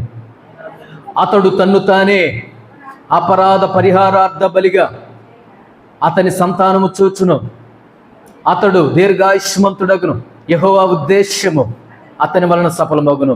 ఇక్కడ ఒక మాట ఉందండి, అపరాధ పరిహారార్థ బలి. ఇది ఎందుకోసం చేస్తాడో తెలుసా అండి? పాపం చేసినప్పుడు, అపరాధం చేసినప్పుడు, ద్రోహం చేసినప్పుడు పాత నిబంధన గ్రంథంలో ఏం బలి అర్పించేవాళ్ళు? అపరాధ పరిహారార్థ బలి. అపరాధ పరిహారార్థ బలి. ఈ అపరాధ పరిహారార్థ బలి, ఈ అపరాధ పరిహారార్థ బలి పాత నిబంధనలో తప్పు చేస్తే, ఎవరైనా ద్రోహం చేస్తే, పాపం చేస్తే కడిగివేయబడటానికి, శుద్ధి చేయబడడానికి ఈ అపరాధ పరిహారార్థ బలి చేసేవాడు. కానీ మనకు లేదు ఇది. అది ఎవరిలో జరిగింది? కలువరి శిలువలో ప్రభువైనటువంటి యేసుక్రీస్తు వారు తన్ను తానే అపరాధ పరిహారార్థ బలిగా అర్పించుకోవడాన్ని బట్టి మనం ఏమయ్యాం? ఇప్పుడు పరిశుద్ధులముగా తీర్చబడ్డాం. ఇక్కడ అతిక్రమ పాపాలు అపరాధ పరిహారార్థ బలి ద్వారా ప్రజలు పవిత్రీకరించబడి, శుద్ధీకరించబడి, పరిశుద్ధులుగా తీర్చబడి ప్రభు అయినటువంటి యేసుక్రీస్తు వారి శిలువ మరణం ద్వారా అంగీకరించబడ్డారు. ఏ బలి ద్వారా? అపరాధ పరిహారార్థ బలి ద్వారా. దేవుని బిడ్డలారా, ఆయన శిలువ మరణంలో ఎన్ని గొప్ప విలువైన విషయాలు ఉన్నాయి. అద్భుతం, ఆశ్చర్యం. చివరి మాట నేను చెప్తాను, ఆ మాట చూసి మనం ముగిస్తాం. చూడండి 12వ వచనం, యెషయా గ్రంథం 53వ అధ్యాయం 12వ వచనం చదవండి ఎవరైనా. కావున గొప్పవారితో నేను అతనికి పాలు పంచిపెట్టేదను, గనులతో కలిసి అతడు కొల్ల సొమ్ము విభాగించుకొనును. ఏలయనగా మరణము నొందునట్లు అతడు తన ప్రాణమును ధారపోసెను. అతిక్రమం చేయవారు ఎంచబడిన వాడు ఆయన. అనేకుల పాపమును భరించుచు తిరుగుబాటు చేయు వారిని గురించి విజ్ఞాపనము చేశాను. ఎట్లొచ్చిందయ్యా ఈ మనసు నీకు? ఏంటదంట? అనేకుల పాపం భరించుచు తిరుగుబాటు చేసిన వారిని గురించి ఏం చేస్తున్నాడు ఆయన? విజ్ఞాపనం చేస్తున్నాడు. పగ పెంచుకున్నాడా? పంతం పెంచుకున్నాడా? పట్టుదల పెంచుకున్నాడా? తండ్రి, వీరేమి చేయిస్తున్నారో వీరెరుగరు కనుక వీరిని క్షమించవా ప్రభా, క్షమించేద్దాం ప్రభా. మన ఇద్దరం కలిసి వీళ్ళిద్దరిని ఏం చేద్దాం? క్షమించేద్దాం ప్రభు. వీళ్ళ కోసమేగా నేను వచ్చింది, వీళ్ళ కోసమేగా నేను చనిపోయింది. నా మరణం వీళ్ళకి ఆశీర్వాదకరంగా ఉండాలి కదా. నా మరణం వీళ్ళకి దీవెనకరంగా ఉండాలంటే నన్ను హింసించే వాళ్ళని, సిలువేసే వాళ్ళని నేనేం చేయాలా? క్షమించాలి. తండ్రి, వీరేం చేస్తున్నారు వీరెరుగరు కనుక వీరిని క్షమించేయండి ఆయన, క్షమించాలి. చివరి మాట, శ్రమనుందే సేవకుడు చివరిగా ఏమయ్యాడో తెలుసా? హెచ్చింపబడిన సేవకుడు అయ్యాడు. ఇంకా అయిపోయింది, ఇంతే 6 విషయాలు. శ్రమనుందే సేవకుడు చివరిగా ఏమైనాడు? హెచ్చింపబడిన సేవకుడు అయ్యాడు. హెచ్చింపబడిన సేవకుడు అయ్యాడు. హెచ్చింపబడిన సేవకుడు అయ్యాడు. కావున గొప్ప వారితో నేను అతనికి పాలు పంచిపెట్టేదను. తండ్రి అంటున్నాడు, నా బిడ్డకి, నా కుమారుడికి కలువరి సిలువలో నా మాట జవదాటకుండా, నా మాట విధేయత చూపించి అతను నలగొట్టడం నాకు ఇష్టమైతే అతడు తృప్తి పొందాడు. సిలువ కార్యం తండ్రికి ఇష్టమైతే సిలువ కార్యం కుమారుడికి తృప్తినిచ్చింది. అట్లాంటి విషయంలో కుమారుడు ఏం చేశాడో తెలుసా అండి? తండ్రికి విధేయత చూపించినాడు. కుమారుడు తండ్రికి విధేయత చూపించాడు. కాబట్టి తండ్రి అంటున్నాడు, గొప్ప వారితో నేను అతనికి పాలు పంచి పెడతాను. అతడు ఎవరితో ఉంటాడు? గనులతో ఉంటాడు. కొల్ల సొమ్ము విభాగించుకొనును. ఎందుకోసమనంటే మరణము పొందునట్లుగా, మరణము నొందునట్లు అతడు తన ప్రాణాన్ని ధారపోసాడు తన ప్రాణాన్ని. అతిక్రమం చేయవారు ఎంచబడిన వాడాయను. అనేకుల పాపను భరించుచు తిరుగుబాటు చేసిన వారి గురించి విజ్ఞాపన చేశాడు. శిలువ మీద కూడా ఉండి విజ్ఞాపన చేస్తున్నాడు అండి. నా దేవుడు బ్రతికున్నంత కాలం ఆ తోటలో ప్రార్థన చేశాడు. చనిపోతూ కూడా కలువరి శిలువలో ప్రార్థన చేస్తున్నాడు. తండ్రి, వీరేం చేస్తున్నారో వీరెరుగరు కనుక వీరిని క్షమించు. ఈ మనసు ఉందా మనకి? ఇప్పుడు ఒక వచన భాగం చదువుతాను నేను. ఫిలిప్పీలకు రాసిన పత్రిక 2వ అధ్యాయం 7 నుండి చూడండి. మనుష్యుల పోలికగా పుట్టి దాసుని స్వరూపం ధరించుకొని, మనుషుల పోలికగా పుట్టి దాసుని స్వరూపము ధరించుకొని తను తానే రిక్తునిగా చేసుకున్నాను. మరియు ఆయన ఆకారమందు మనుషుడిగా కనబడి మరణం పొందునంతగా, అనగా శిలువ మరణం పొందునంతగా విధేయత చూపిన వాడై తన్ను తాను తగ్గించుకొనెను. అందుచేతను పరలోకమందున్న వారిలో కానీ, భూమి మీద ఉన్న వారిలో కానీ, భూమి క్రింద ఉన్న వారిలో కానీ ప్రతి వాని మోకాలును యేసు నామమున వంగునట్లు ప్రతి వాని నాలుకయు తండ్రి అయిన దేవుని మహిమార్థమై యేసుక్రీస్తు ప్రభు అని ఒప్పుకొనున్నట్లును దేవుడు ఆయనను అధికముగా హెచ్చించి ప్రతి నామమునకు పై నామమును ఆయనకు అనుగ్రహించెను. చూశారు? దేవుడు ఆయనను అధికముగా హెచ్చించి ప్రతి నామమునకు పై నామమును ఆయనకు అనుగ్రహించాడు. దేన్ని బట్టి? ఈ శ్రమనుందే సేవకుడికి చివరికి ఏం దొరికింది? హెచ్చింపు దొరికింది. హెచ్చింపబడిన సేవకుడు అయ్యాడు. ఎవరు హెచ్చించారు? ప్రజలు తగ్గించాలని చూశారు, అధికారులు తగ్గించాలని చూశారు, అప్పుడున్నటువంటి వాళ్ళు తగ్గించాలని చూశారు, ఇప్పుడున్నవాడు తగ్గించాలని చూస్తున్నారు, ఇప్పుడున్న వాళ్ళు కూడా తగ్గించాలని చూస్తున్నారు.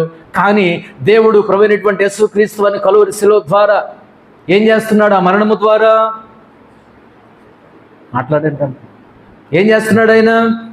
ఇక్కడ 3 విషయాలు నేను జ్ఞాపకం చేస్తాను. క్రీస్తు హెచ్చించబడ్డాడు కదా, ఏ విషయంలో హెచ్చించబడ్డాడో నేను జ్ఞాపకం చేస్తాను. ఏంటంటే మొట్టమొదటి విషయం ఏమిటంటే, ఏ విధంగా దేవుడు అతన్ని హెచ్చించాడంటే, ఈస్టర్ పండుగ కదండి, ఎల్లుండి 3వ దినమున ఆయన లేచినాడురా, సమాధి గెలిచినాడని పాడుకుంటాం కదండి. లేస్తాడు కదా, లేచాడు కదా, లేవబోతున్నాడు కదా. ఇప్పుడు యేసు ప్రభువారు దేని ద్వారా హెచ్చింపబడుతున్నాడు తెలుసా? మొట్టమొదటి 3 విషయాల ద్వారా హెచ్చించబడుతున్నాడు. మొట్టమొదటి విషయం, ఆయన హెచ్చింపబడడానికి కారణం ఏంటంటే, ఈ శిలువ మరణం పొందినటువంటి ఈ సేవకుడు, శ్రమ పడుతున్నటువంటి సేవకుడు హెచ్చించబడడానికి మొదటి కారణం ఏంటంటే ఆయన పునరుత్థానం. ఆయన పునరుత్థానాన్ని బట్టి యేసు ప్రభుల వారికి ఏం దొరికింది? ఇప్పుడు హెచ్చించబడ్డాడండి, హెచ్చింపు దొరికిందండి. తండ్రి అయిన దేవుడు తన కుమారుడు శిలువ మరణం పొంది సమాధి చేయబడి 3వ దినాన్ని తిరిగి లేచాడు, అంటే పునరుత్థానుడిగా తిరిగి లేచాడు. దాన్ని బట్టి దేవుడు ఏం చేస్తున్నాడు? హెచ్చిస్తున్నాడు. ఆయన పునరుత్థానమే ఆయన హెచ్చింపునకు, ఆయన హెచ్చింపబడడానికి కారణమైంది. అది మొదటి సంగతి. రెండవది, ఆయన హెచ్చించబడ్డాడు అంటానికి రెండవ రుజువు ఏంటంటే, ప్రభువైనటువంటి యేసుక్రీస్తు వారు ఇప్పుడు ఎవరి కుడి పార్శ్వమున ఉన్నాడు? ఆయన తండ్రి కుడి పార్శ్వం, దేవుని కుడి పార్శ్వం ఆయన ఉన్నాడండి. ఇది హెచ్చించబడ్డానికి రెండో పాయింట్. శిలువ మరణం పొందాడు, శ్రమ పడ్డాడు, తృణీకరించబడ్డాడు, తిరస్కరించబడ్డాడు, ఇవన్నీ ఉన్నాయి, అంతా ఉన్నాయి అతనికి జీవితంలో. ముళ్ళ దెబ్బలు ఉన్నాయి, కిరీటం ఉంది, ముళ్ళు ఉన్నాయి, మేకులు ఉన్నాయి, బల్లెపోట్లు ఉన్నాయి, అవమానాలు ఉన్నాయి, అనుమానాలు ఉన్నాయి, అన్నీ ఉన్నాయి.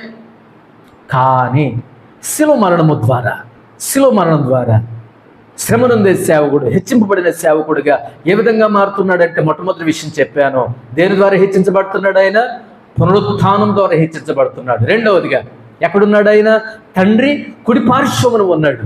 అబ్బా, ఆ స్థాయి, ఆ లెవెలు, ఆ రేంజి అసలు మామూలుగా ఉండదు. రెండోది ఏమన్నానంటే, ఆయన హెచ్చించబడటానికి క్రీస్తు తన తండ్రి కుడి పార్శ్వమున ఉన్నాడు. ఆయన ఆరోహణం అయిపోయాడు కదండి. 3వ దినమున ఆయన తిరిగి లేచాడు కదా, 40 దినాలు అందరికీ కనపరుచుకున్నాడు కదా. ఆయన ఆరోహణం అయిపోయిన తర్వాత ఆయన ఎక్కడున్నాడు? ఇప్పుడు తండ్రి కుడి పార్శ్వం ఉన్నాడు. హెచ్చింపు.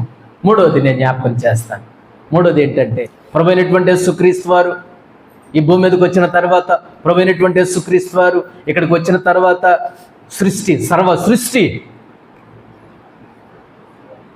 సర్వ సృష్టి దేవుణ్ణి హెచ్చిస్తుంది. ప్రభువైనటువంటి యేసుక్రీస్తు వారు ఆయన హెచ్చించబడ్డాడు. ఆయన శిలువ మరణం ద్వారా హెచ్చించబడ్డాడు. ఆయన తిరిగి లేచిన తర్వాత పునరుత్థానం ఉంది. ఆయన ఆరోహణమైన తర్వాత ఏముంది? తండ్రి కుడి పార్శ్వం ఉంది. 3వదిగా ఆయన తిరిగి వచ్చినప్పుడు సర్వ సృష్టి ఏం చేయబోతుంది? ఆయన్ని హెచ్చించబోతుంది. దేవుని బిడ్డలారా, మనకి జీవితాల్లో ఈ విషయాన్ని మనం గుర్తుపెట్టుకోవలసినటువంటి వాళ్ళమై ఉన్నాం. ఈ విషయాలన్నీ కలిసి క్రీస్తు మహిమను, ఆయన యోగ్యతను కనపరుస్తూ ఉన్నాయి. పాపులను రక్షించడంలో వెల్లడైన ఆయన కృపా మహిమకు కీర్తి తెస్తున్నాయి. ఇదండి శిలువ సందేశం. ఇదండి శ్రేష్టమైనటువంటి సందేశం. ఓ విశ్వాసి, ఈరోజు మనకు ఒక పాఠం ఏంటంటే, నువ్వు దేవుని కోసం శ్రమపడే విశ్వాసిగా ఉన్నావా? దేవుని కోసం శ్రమలు అనుభవించే విశ్వాసిగా నువ్వు ఉన్నావా? నీ శ్రమలలో పాలుందుటయే అర్థం కదా. ఆయన శ్రమల్లో పాలు పొందగలమా? ఆయన కోసం శ్రమపడే మనసు మనకుందా? ఆయన కోసం శ్రమపడే మనస్తత్వం మనకుందా? ఆయన మన కోసం ఎంతో శ్రమ అనుభవించాడు కదా, ఎన్నో శ్రమలు అనుభవించాడు కదా. ఎన్నో శ్రమనుందే సేవకుడుగా మన కోసం ఇన్ని శ్రమలు పొందింది ఎందుకోసమో తెలుసా? ఈ భూమి మీద అనేకుల కొరకు సువార్తను ప్రకటించి, మనల్ని రక్షించి, విమోచించి, సువార్తికురాళ్ళుగా మనల్ని చేసి అనేక మందిని ప్రభువులోనికి నడిపించిన తన నిత్యరాజ్యంలోనికి తీసుకుని వెళ్ళాలనే దేవునికి ఉద్దేశం కదా. ఆయన నిత్యరాజ్యంలో యుగయుగాలు ఆయనతో ఉండాలనే దేవునికి చిత్తం కాదా? మరి ఈ యొక్క మనస్తత్వం మనకుందా? మనకున్నటువంటి మనసు ఏంటి? దేవుని కోసం శ్రమపడే మనసు ఉందా? శ్రమల్లో దేవుని కోసం నిలబడే మనసు ఉందా? ఈరోజు విశ్వాసుకున్న మనసు ఏంటంటే సుఖము, సౌఖ్యాలు, వీటి గురించి ఆలోచిస్తున్నాడు కానీ క్రీస్తు కోసం శ్రమపడే మనసు లేదండి. ఈ రోజున ఈ ప్రత్యేకమైనటువంటి సందేశంలో కష్టపడే మనసును మనం కలిగి ఉండాలి, శ్రమపడే మనసును మనం కలిగి ఉండాలి. పేతురు 4:1 కూడా ఉంటుంది. చూడండి, పేతురు పత్రిక మొదటి పత్రిక 4వ అధ్యాయం మొదటి వచనం చూడండి. మనం కలిగి ఉండవలసినటువంటిది చదవండి. క్రీస్తు శరీరమందు శ్రమపడిన గనుక మీరు కూడా అట్టి మనసు, ఎట్టి మనసు, శ్రమపడే మనసును కలిగి ఉండాలి. శ్రమపడే మనసు కలిగి ఉండు, కష్టపడే మనసు కలిగి ఉండు, ప్రయాసపడే మనసు కలిగి ఉండు. మన ప్రభువైనటువంటి యేసుక్రీస్తు వారు కలిగి ఉన్నారు. మన నిమిత్తము కాదా, మన రక్షణ కోసం కాదా, మన విమోచన కోసం కాదా? ప్రేమని దేవుని బిడ్డలారా, మీరు కూడా అట్టి మనసును ఆయుధముగా ధరించుకోండి. చెప్పండి. మొట్టమొదటిగా శ్రమనుందే సేవకుడు ఏమయ్యాడమ్మా? శ్రమనుందే సేవకుడు విసర్జించబడిన సేవకుడు అయ్యాడు. రెండవదిగా శ్రమనుందే సేవకుడు తిరస్కరించబడిన సేవకుడు అయ్యాడు. మూడవదిగా శ్రమనుందే సేవకుడు మౌనముగా శ్రమ అనుభవించిన సేవకుడు అయ్యాడు. నాలుగవదిగా శ్రమనుందే సేవకుడు ఏమయ్యాడు? అన్యాయపు తీర్పు నుండి మరణించిన సేవకుడు అయినాడు. ఐదవది శ్రమనుందే సేవకుడు ఏమయ్యాడు? నలగొట్టబడిన సేవకుడు అయ్యాడు. ఆరవది శ్రమనుందే సేవకుడు ఏమయ్యాడు? హెచ్చింపబడిన సేవకుడు అయ్యాడు. అక్కడ మనం చూసాం ఆయన హెచ్చింపు, ఆయన మరణం తర్వాత సమాధి, మూడవ దినం తిరిగి లేవడం, పునరుత్థానం. ఆ పునరుత్థానమును బట్టి, ఆ పునరుత్థాన కార్యమును బట్టి ప్రభువైనటువంటి యేసుక్రీస్తు వారు అత్యధికముగా హెచ్చించబడ్డాడు. రెండవదిగా ఏ విధంగా హెచ్చించబడ్డాడు? ఆరోహణమైన తర్వాత తండ్రి కుడి పార్శ్వం ఉండి హెచ్చించబడ్డాడు. మూడవదిగా ప్రభువైనటువంటి యేసుక్రీస్తు వారు ఈ భూమి మీదకి వచ్చిన తర్వాత సర్వ సృష్టి ఆయన ఏం చేస్తుంది? హెచ్చిస్తుంది. దేవుని బిడ్డలారా, ఇట్లాంటి మనసు మనం కలిగి ఉందామా? దేవుని కోసం, దేవుని పరిచర్య నిమిత్తమై, దేవుని యొక్క సేవ నిమిత్తమై ఈ భూమి మీద ఉన్నంత వరకు శ్రమపడే మనసు కలిగి ఉండి, కష్టపడే మనసు కలిగి ఉండి, దేవుని కోసం నిజమైనటువంటి సాక్షులుగా, దేవుని కోసం నిజమైనటువంటి ప్రతినిధులుగా మనం బ్రతుకుదుము గాక. దేవుడి మాటలు దీవించును గాక. ప్రార్థన చేసుకుందాం.